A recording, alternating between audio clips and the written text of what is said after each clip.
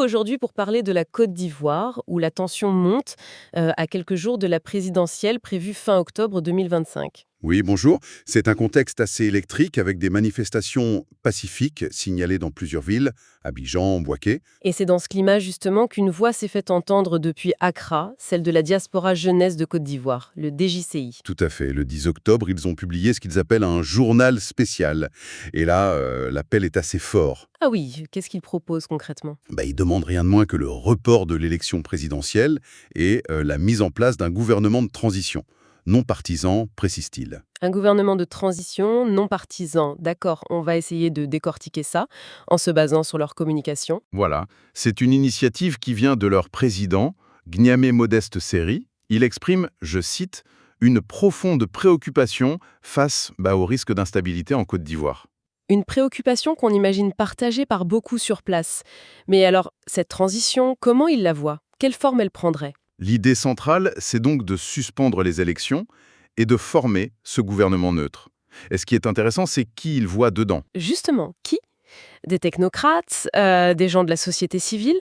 Mais le point clé, c'est qu'ils insistent des personnalités qui n'ont pas été impliquées dans les conflits passés. Vraiment une volonté de trouver des figures, disons, au-dessus de la mêlée. Trouver des profils comme ça dans un contexte aussi polarisé, ça doit pas être simple.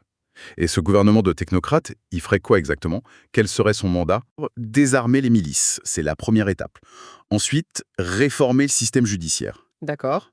Et surtout, rétablir la confiance. C'est fondamental pour eux.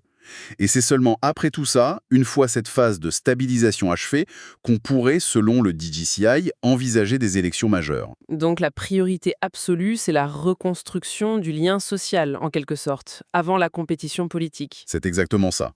Et cette logique du préalable, on la retrouve ailleurs dans leurs demandes. Notamment cet appel à un renouvellement de la classe dirigeante. Ah oui, ça c'est plus directement politique. Oui, et c'est sans doute le point le plus délicat. Le DJCI suggère très clairement que le président sortant, Alassane Ouattara, Oui. ne devrait pas se représenter. Il considère d'ailleurs son mandat comme terminé depuis 2020 en référence à toute la controverse sur la limite des mandats. D'accord. Pour eux, ce retrait serait un geste, je cite encore, pour favoriser un climat de confiance et de réconciliation nationale. Il faut bien sûr le rapporter comme étant leur position. Bien sûr, c'est la position rapportée du DJCI. Une position forte qui risque de faire beaucoup réagir. Mais comment pense-t-il faire avancer cette idée? Une transition menée par des non-partisans, ça paraît ambitieux? Il compte sur les citoyens. Il lance un appel à une mobilisation patriotique et pacifique pour soutenir ce projet de transition qu'il qualifie de responsable. Une mobilisation citoyenne? Oui. Leur argument, c'est qu'il faut absolument cette phase de refondation et de réconciliation nationale avant d'avoir des élections, pour garantir des institutions crédibles et véritablement démocratiques. Et si ça ne se fait pas? S'il n'y a pas de report, quelle est leur crainte majeure? Leur avertissement est clair. Organiser les élections dans les conditions actuelles, ça risquerait de nous enfermer dans une instabilité chronique et durable. Donc, pour eux, le report n'est pas un recul. Non, ils le présentent différemment. Ce n'est pas un recul démocratique, mais plutôt un temps de réparation nationale, indispensable selon eux.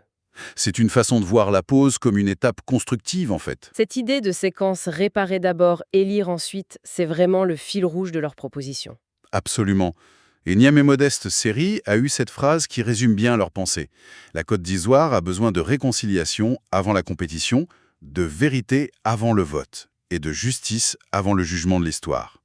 C'est une hiérarchie très nette des priorités. Réconciliation, vérité, justice, ce sont les fondations nécessaires pour eux avant une élection qu'ils estiment légitime. C'est intéressant de noter aussi que cet appel du DJCI, même s'il est très spécifique avec cette idée de gouvernement de transition, Oui. il s'inscrit quand même dans un mouvement plus large. D'autres acteurs, la société civile ivoirienne, des observateurs internationaux, appellent aussi au dialogue, à l'apaisement. Tout à fait, l'inquiétude sur le climat politique, elle est assez largement partagée.